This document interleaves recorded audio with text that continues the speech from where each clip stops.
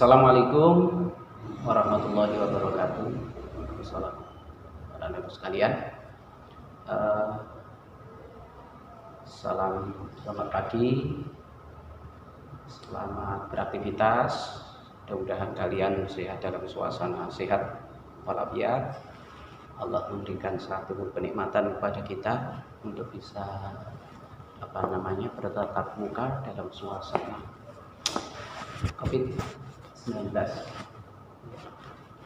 COVID-19 ini. Tapi mudah-mudahan Allah Ta'ala tetap memberikan kenikmatan kesehatan kepada kita. Anak-anak sekalian, perkenankan saya Pak Tiar menyampaikan materi pada kesempatan kali ini dengan tema pertumbuhan dan pembangunan ekonomi. Jadi kenikmatan Allah Ta'ala itu diberikan kepada kita secara jasmani dan rohani. Jadi rohani yang kita nikmati ini tentunya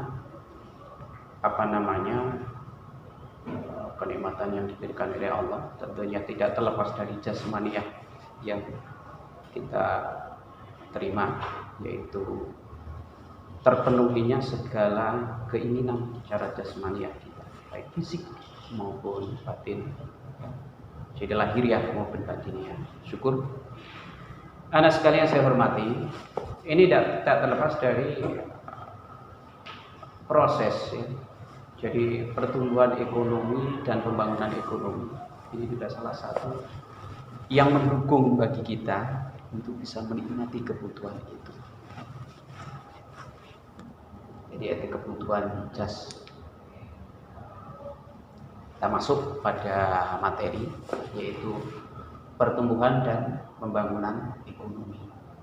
Tumbuh itu berarti kan ada satu peningkatan. Pembangunan itu berarti membangun. Dari proses peningkatan itu kemudian kita mampu untuk membangun. Pertumbuhan dan pembangunan ekonomi bisa kita lihat. Pembangunan ekonomi itu adalah proses yang menyebabkan pendapatan per kapita itu meningkat dalam jangka panjang 50 sampai 60 tahun, disertai dengan perubahan struktur ekonomi, infrastruktur, nilai-nilai masyarakat, dan struktur sosial. Ini apa maksudnya ya? Jadi kalau proses pembangunan ekonomi ini jelas adanya satu peningkatan pendapatan per kapita penduduk, dari pendapatan yang diperoleh oleh penduduk per satu orang itu terjadi peningkatan yang luar biasa, tapi jangkanya panjang, yaitu 50 tahun sampai 60 tahun ya. Nah, itu ditandai dengan perubahan struktur ekonomi. Artinya dari struktur agraris itu sampai menuju ke struktur industri. Jadi kita pernah mengalami struktur negara kita ini termasuk negara agraris ya. Jadi apa yang kita peroleh, apa yang kita makan, apa yang kita dapatkan dari pendapatan income itu diperoleh dari struktur pertanian, perkebunan, perikanan, dan sebagainya. Yang kedua, adanya perubahan infrastruktur. Jadi bangunan-bangunan kita, infrastruktur kita ini mengalami perubahan yang sangat luar biasa. Dari zaman jadul ya, yang dulu kita pakai bangunan, konstruksi bangunan itu dengan papan dan lain sebagainya ya. Jadi konstruksi yang kita pakai itu sangat sederhana sekali, tetapi dalam jangka waktu 50 sampai 60 tahun itu terjadi perubahan yang sangat luar biasa infrastruktur kita. Gedung, elektronik ya sangat berubah sekali. Cuma jangka waktunya sangat panjang. Nilai-nilai masyarakat, jadi perubahan di dalam pemikiran masyarakat ini mengalami perubahan yang sangat luar biasa juga. Sangat luar biasa juga. Kemudian struktur sosial masyarakat juga berubah. Struktur sosial masyarakat juga sangat berubah sekali. Jadi individualisme yang dulu itu gotong royong dan lain sebagainya itu dampak dari perubahan pembangunan. Tujuan daripada pembangunan ekonomi yaitu menaikkan produktivitas dan menaikkan pendapatan per kapita. Ini jelas harapan setiap suatu negara menginginkan bahwa pendapatan per kapita itu mengalami suatu kenaikan. Yang dulu pendapatan per orang itu setiap hari hanya 60 rupiah, tapi sekarang bisa jadi menjadi 6 juta per bulan. Nah, harapan kita itu adalah terjadinya kenaikan pendapatan yang sangat luar biasa, per hari itu bisa mencapai sampai 10 juta. Kalau sudah demikian, maka pertumbuhan ekonomi dan pembangunan ekonomi itu bisa kita rasakan. Faktor pembangunan ekonomi, sumber daya ekonomi yang produktif, tingkat konsumsi potensial, gross national product, ya, ini terjadi satu peningkatan GNP. Jadi gross national product, produk yang dihasilkan oleh penduduk Indonesia murni tanpa ada campur tangan dengan penduduk atau penduduk negara lain yang berada di Indonesia. Ini kontribusi dari kerjasama ekonomi secara internasional. Yang kedua, pertumbuhan ekonomi. Ini berarti mikro ya. Jadi kalau pembangunan ekonomi itu global ya, makro ya. Tapi pertumbuhan ekonomi itu adalah mikro, peningkatan pendapatan nasional bruto dan peningkatan pendapatan per kapita yang jangka waktunya itu diukur dalam jangka waktu yang pendek, jadi antara 1 tahun, 2 tahun hingga sampai mencapai 5 tahun. Sehingga gross national product ini sebagai ukuran, ya, gross national product itu sebagai ukuran daripada pertumbuhan ekonomi kita dalam rangka untuk membangkitkan pembangunan ekonomi negara kita. Ini rumusnya demikian. Jadi gross national product pada tahun saat ini itu dikurangi dengan gross national product pada tahun dasar tahun kemarin ya, dibagi dengan gross national product tahun dasar dikali 100%. Ini adalah ukuran, jadi rumus untuk menghitung pertumbuhan ekonomi.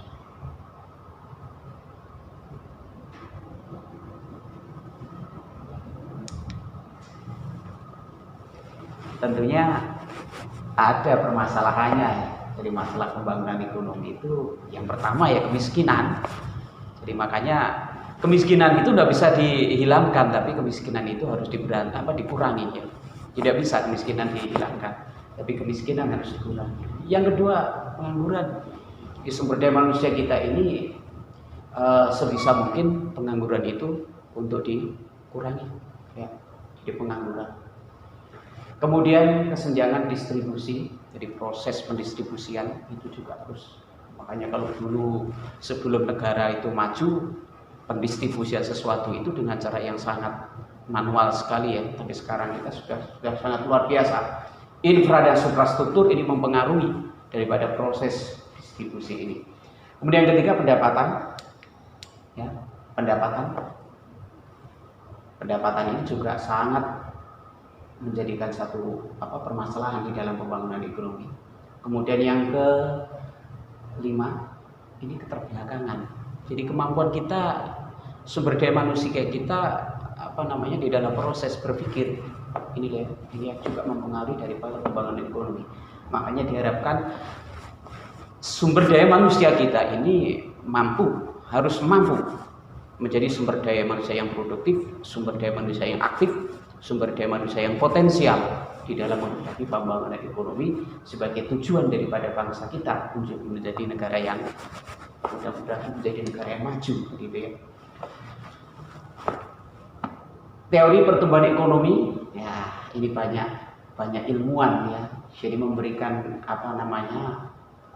memberikan satu asumsi mengenai pertumbuhan ekonomi. Menurut merkantilisme ini, pertumbuhan ekonomi itu ditentukan dengan tingkat perdagangan internasional, neraca perdagangan aktif, sumber kemakmuran berupa logam mulia. Jadi betul. Jadi masing-masing ilmuwan ini punya punya argumen, punya asumsi masing-masing. Sehingga merkantilisme ini melihat dari sisi perdagangan internasional. Jadi kalau perdagangan internasional kita itu tinggi, maka secara otomatis neraca pembayaran kita juga akan aktif dan tinggi. Sehingga inilah salah satu daripada bentuk sumber kemakmuran daripada bangsa kita untuk menjadi sejahtera. Adam Smith, David Ricardo ini juga memberikan satu asumsi bahwa pertumbuhan ekonomi itu dipengaruhi oleh 4 faktor. Satu, jumlah penduduk, betul. Semakin banyaknya jumlah penduduk juga mempengaruhi daripada aktivitas penduduk itu untuk bisa mengolah daripada sumber daya alam. Kemudian persediaan barang modal, luas tanah, kekayaan alam, dan penerapan daripada teknologi sebagai upaya untuk mengolah sumber daya ekonomi yang diberikan oleh Allah, sumber daya alam yang diberikan oleh Allah, kekayaan alam yang diberikan oleh Allah. Teori pertumbuhan neoklasik. Joseph Schumpeter itu pengusaha menciptakan pertumbuhan ekonomi. Harrod, ini banyak ya. Jadi pakar-pakar atau ilmuwan-ilmuwan di dalam pertumbuhan ekonomi ini.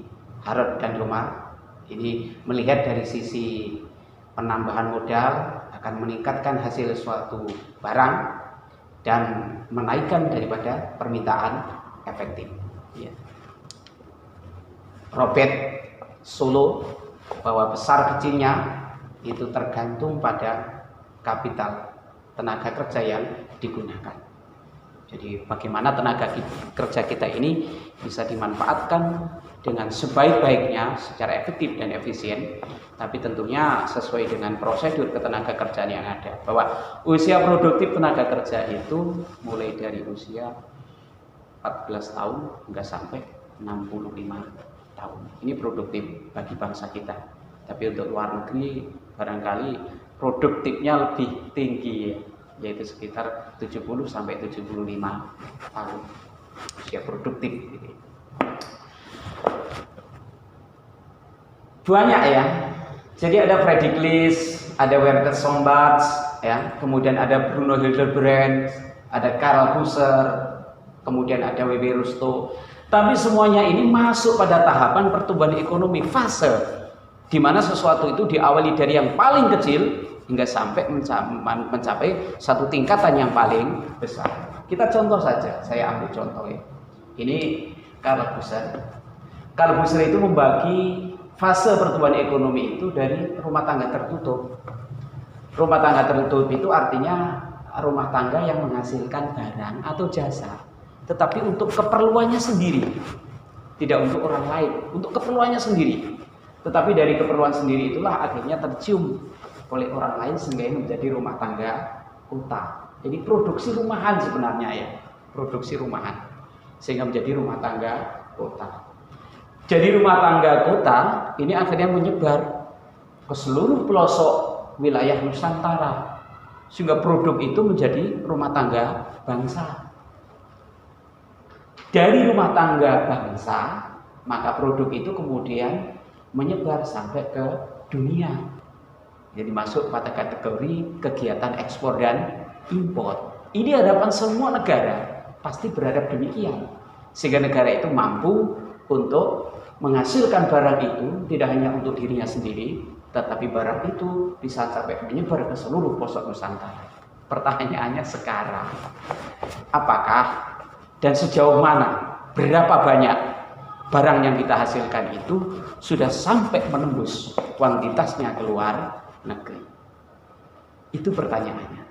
Jadi tolong nanti diidentifikasi sendiri bagaimana toh pertumbuhan ekonomi di negara saya dilihat dari gross domestic product yang kami hasilkan dari keberadaan sumber daya alam yang kita miliki dan keberadaan sumber daya manusia yang sudah ada ini untuk menghasilkan produk atau barang atau jasa itu sampai menembus ke dunia internasional.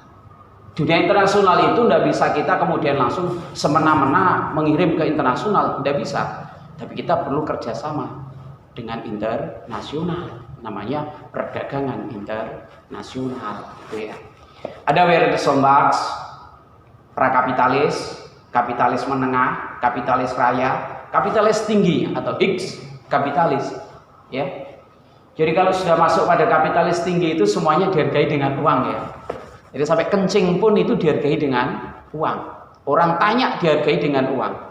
Jadi kalau prakapitalis itu masih memiliki sosialis yang tinggi, ya. Jadi orang tanya itu tanpa bayar. Sekarang sudah kapitalis semua, ya. Dihargai dengan uang semua. Kapitalis tinggi. Takok itu aja harus pakai uang. Kencing pakai uang. WC, ya masuk WC sudah 5.000, 10.000 sekarang. Itu Bruno Hilden, ya. Jadi kegiatan pertukaran dilakukan dengan barter, barang dengan barang, barang dengan uang. Kemudian sekarang masuk kategori pada negara-negara maju, itu rata-rata gunakan sistem pertukaran dengan kredit, ya, dengan kira, dengan kredit. Jadi kita barangkali masuk pada kategori kapitalis menengah, pertukaran menengah, ya. Jadi juga pakai uang, juga pakai kredit. Ini rata-rata kita beli barang itu kredit, beli rumah kredit, ya. Itu rata-rata demikian. Kemudian W.W. Rostow itu membagi pertumbuhan ekonomi itu pada masyarakat tradisional, prasyarat lepas landas, ya, masyarakat tradisional tak mengalami, ya, sangat mengalami. Jadi peradaban manusia sangat kecil sekali, ya, waktu itu, ya. Kemudian menuju prasyarat lepas landas. Prasyarat lepas landas ini diharapkan pendapatan per kapita kita itu, penduduk kita itu selama 1 tahun itu harus sekian ribu US dollar. Itu prasyarat. Lepas landas, take off, drift to maturity, kematangan ekonomi. Nah, yang ini mass consumption. Jadi bagaimana kita, negara-negara yang maju itu rata-rata konsumsinya tinggi, ya. Tapi konsumsi tinggi bukan berarti dihitung dari kuantitas mengkonsumsi barang, tapi konsumsinya tinggi itu kalau memberi barang itu dengan harga yang sangat tinggi. Dia tidak mau beli barang yang rendah, tapi barang yang sangat tinggi harganya, karena mereka berasumsi bahwa barang yang harganya tinggi itu kualitasnya bagus. Itu asumsinya negara-negara maju.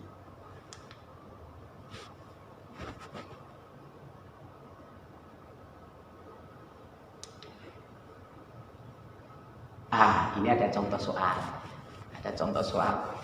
Jadi Schumpeter tadi saya sampaikan bahwa itulah teori-teori yang disampaikan oleh para ilmuwan ekonomi pada waktu dahulu, ya.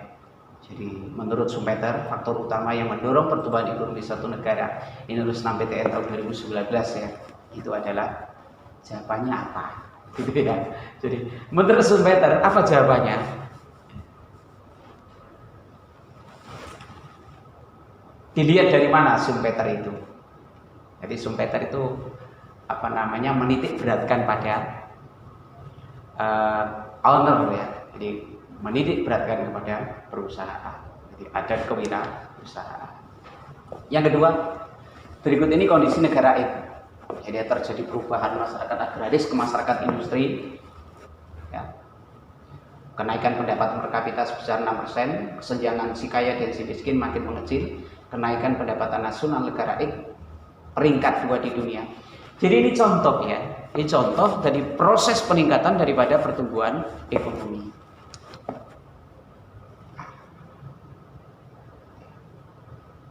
Menghitung daripada pertumbuhan ekonomi, ya, sebenarnya hitungannya begini, ya. Jadi gross national product tahun ini dikurangi dengan gross national product tahun kemarin.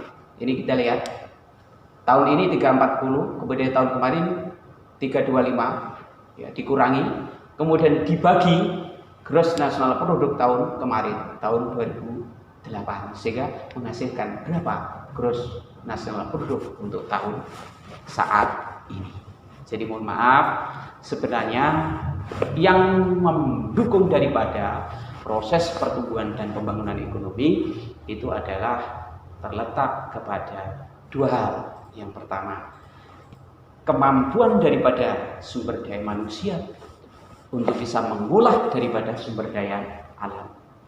yang yang diberikan oleh Allah Subhanahu wa taala. Tetapi itu bisa kita manfaatkan dengan seefektif dan seefisien mungkin, sehingga sumber daya alam itu bisa kita nikmati dan bisa dinikmati oleh anak-anak dan cucu. Demikian anak-anak sekalian pertemuan pada kesempatan hari ini. Mudah-mudahan ada manfaatnya. Selamat belajar, selamat merdeka, dan salam merdeka belajar. Assalamualaikum warahmatullahi wabarakatuh.